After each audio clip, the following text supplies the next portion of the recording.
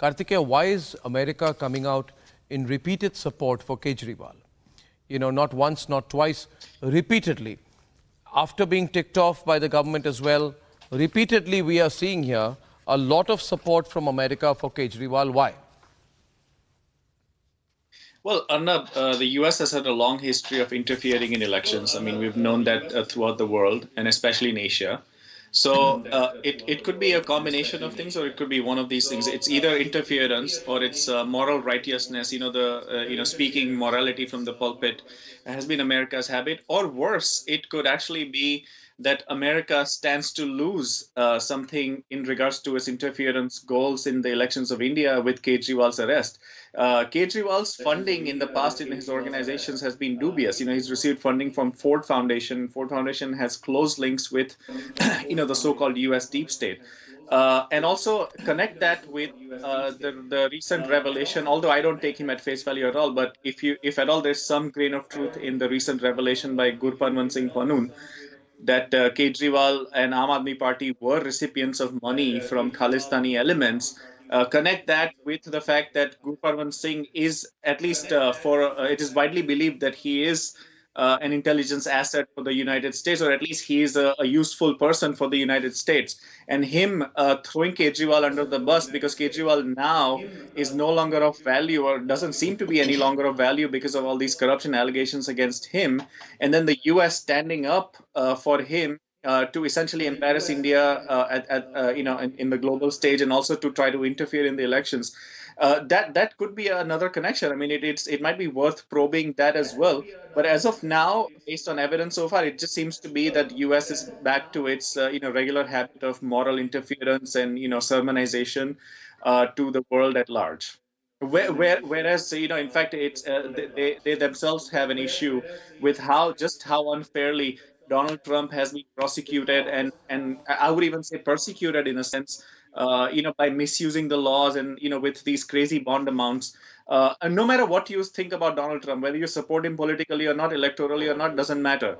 The fact is that Donald Trump is the principal opposition candidate, and the way they are bringing up one charge after another against it, the U.S. does not see any issue with that. Any problem with that, but there's an issue with a fair process that is actually going on in India. And if you think about it, if the ED demand gets over, and there is nothing really to justify his continued arrest, Kejriwal will be released by the courts on bail. So again, I don't see why the US is prematurely making these statements when really the process is going on according to the law of the land. Okay, I'll get Anmol into this. Tuhin, and coming to you, Akashdeep, in a minute. Anmol, it would be, in my view, very appropriate if the Aam Aadmi Party, as an Indian political party, were to put out a press statement telling America to stay out of our internal affairs. This is getting too much, and I think it will blow back against you. People are angry that, why are you allowing America to get into Indian politics, question Indian courts, question the Indian legal system? And what benefit can you possibly gain out of something like this? It will not work for you. In fact, the little support you have, they will also be angry that you are accepting American support. Now, you can say that we didn't ask for the support, but you are the beneficiary of their support. And it's a very ugly situation, isn't it? To be the beneficiary of American support, you need support in India. You don't need support in Miami or from New York tonight. So I think you should put out a statement, and maybe you will tonight. Maybe you will make that statement right now, Anmol. At the outset, I want to make it clear that the US must refrain from getting into our internal issues of our country. But at the same time, we must also consider the fact that they are our allies, and that Prime Minister Modi few months back went to the US and said that we have more stronger partnership in comparison to the past.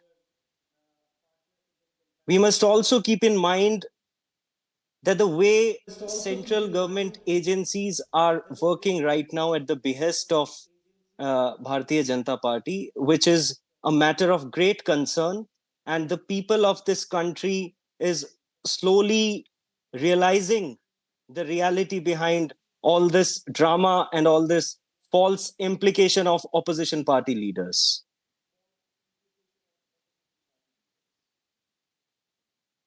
But do you need American But Arnab, support? I mean, you must make a categorical statement of it. I think the I've point clearly tonight is this, stated Tuhin, that and we I've need to clearly stated really that talk the about it. US must refrain How commenting on our people were internal angry in India issues.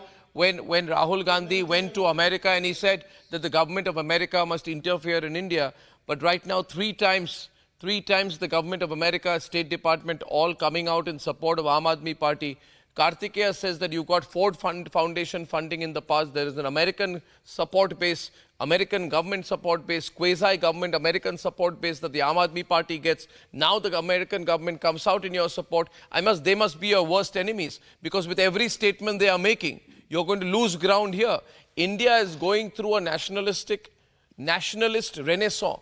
People are very, very assertive about India's sovereign rights. You cannot be the beneficiary of foreign interference in our sovereign affairs. Tuhin, the issue is, why is USA backing Kejriwal, Tuhin? It's an extraordinary situation. Well, Arnab, the US and the world needs to realize that India's sovereignty is non-negotiable. You know, of course, in the past, we have had a Congress government which, after every bomb blast, would run to the US seeking their intervention and requesting them to act against Pakistan. But this is a different government, a very confident government, which even at the time when Article 370 was abrogated, did it with a lot of acumen and ensured that there was no interference in India's internal affairs. So for the US to comment on the judicial process in India is absolutely non-acceptable. Having said that, India considers US a very close ally.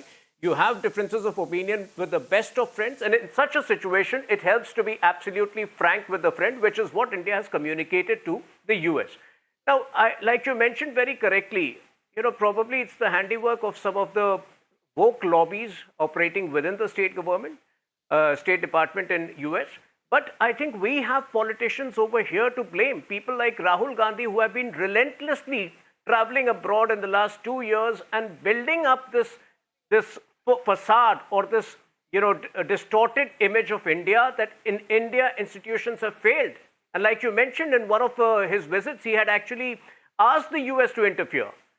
Last week, when the Congress did a press conference and when they completely spread misinformation about their funds having being frozen by the court, which again was a blatant lie.